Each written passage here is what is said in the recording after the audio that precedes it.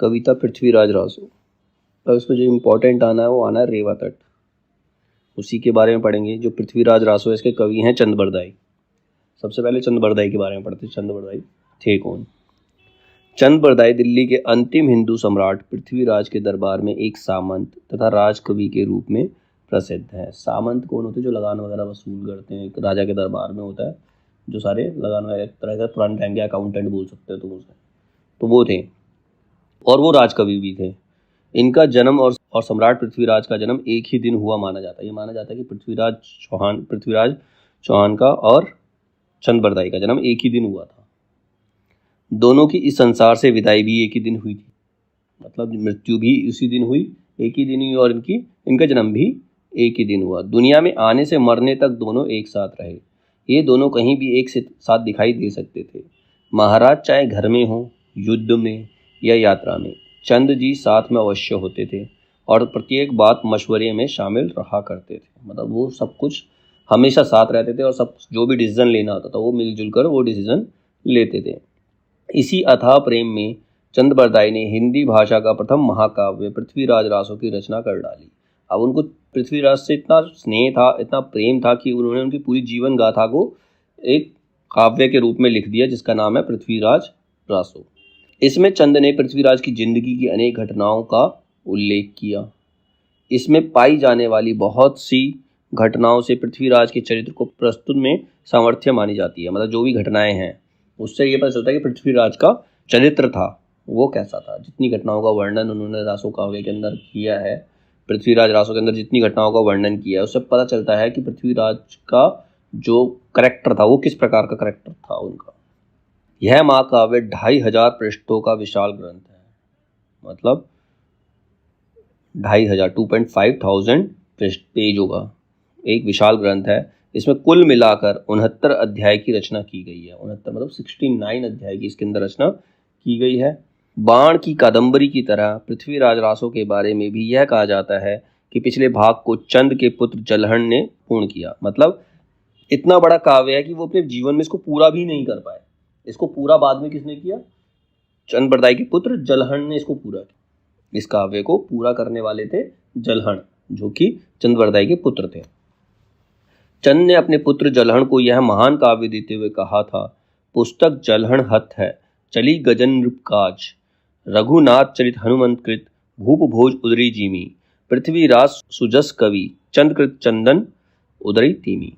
तो उन्होंने कहा था कि ये हमारे राजा का करेक्टर है, इसके अंदर जो हमारे नृप है, हमारे जो राजा है उनका इस करेक्टर है, तुम्हें इसको पूरा करना पड़ेगा। इसको चंद बरदाई का जन्म संवत 1205 लाहौर वर्तमान पाकिस्तान में हुआ था।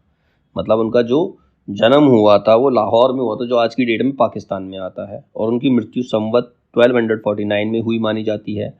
वे हिंदी साहित्य के आदिकालीन कवि तथा पृथ्वीराज चौहान के मित्र थे। ये चंद बरदाई थे।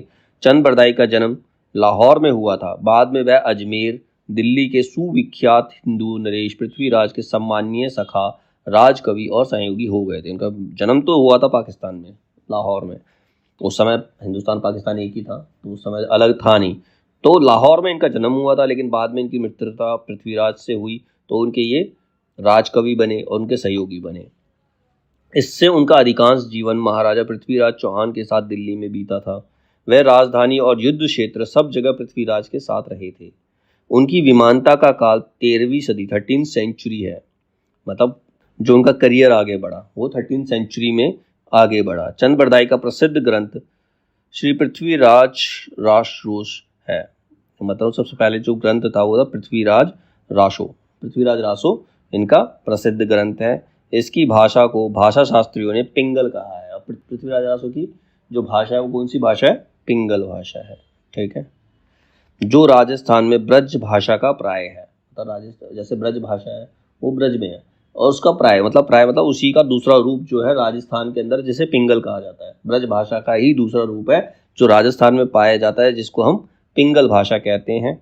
इसीलिए चंद बरदाई को ब्रज भाषा हिंदी का प्रथम महाकवि माना जाता है। तो चंद बरदाई को ब्रज भाषा हिंदी का प्रथम महाकवि भी माना जाता है। रासो की रचना महाराज पृथ्वीराज की युद्ध वर्णन के लिए हुई। अब क्यों हुई? उनके जो युद्ध किए थे, पृथ्वीराज ने जो युद्ध किए थे उनका वर्णन करने के लिए इस काव्य की रचना की गई थी।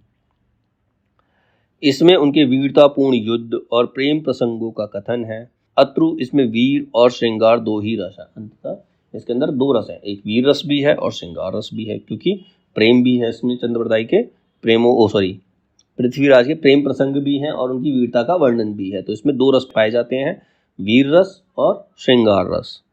चंद्रप्रदाय ने इस ग्रंथ की रचना प्रत्यक्षदर्शी की भांति की है। प्रत्यक्षदर्शी मतलब जो कुछ उन्होंने लिखा है वो अपनी आंखों से देखा है, प्रत्यक्ष अपने सामने होता देखा, उसी की रचना उन्होंने की है, उसी को उन्होंने लिखा है। लेकिन शिलालेख प्रमाण से ये स्पष्ट होता है कि इस रचना को पूर्ण करने वाला कोई अज्ञात कवि है, जो चंद और पृथ्वीराज के अंतिम क्षण का वर्णन कर इस रचना को पूर्ण करता है। मतलब अब दोनों की मृत्यु तो एक ही साथ हो गई थी, तो उसको पूरा किसी और ने ही किया है, चंद्रप्रदाय ने इसको पूरा नहीं किया। और वो तो पहले ही बताया गया, इसको ग्रंथ को पूरा करने वाले उनके पुत्र जलहण थे। चंद्रप्रदाय को हिंदी का पहला कवि और उनकी रचना पृथ्वीराज रासो को हिंदी की पहली रचना होने का सम्मान प्राप्त है। मतलब हिंदी के पहले कवि माने जाते हैं चंद्रप्रदाय, और पहला काव्य जो माना जाता है वो पृथ्वीराज रासो ही माना जाता है। पृथ्वीराज रासो हिंदी का सबसे बड़ा काव्य ग्रंथ है। इसमें 10,000 से अधिक छंद हैं और तत्कालीन प्रचलित 6 भाषाओं का प्रयोग किया गया है। मतलब उस समय में जो भाषाएं चलती थी उनमें से 6 भाषाओं का प्रयोग इस काव्य के अंदर किया गया है। इस ग्रंथ में उत्तर भारतीय क्षत्रिय समाज व उनकी परंपराओं के विषय में विस्तृत जानकारी मिलती है। मतलब इस ग्रंथ से पता चलता है कि जो उत्तर में जो राजा महाराजा हुआ करते थे उनकी परंपराएं किस प्रकार की होती थी, किस प्रकार का वो जीवन व्यतीत करते थे। इस कारण ऐतिहासिक दृष्टि से भी इसका बहुत महत्व है। पृथ्वीराज ने 1165 से 1192 तक 1165 से 1192 तक अजमेर व दिल्ली पर राज किया।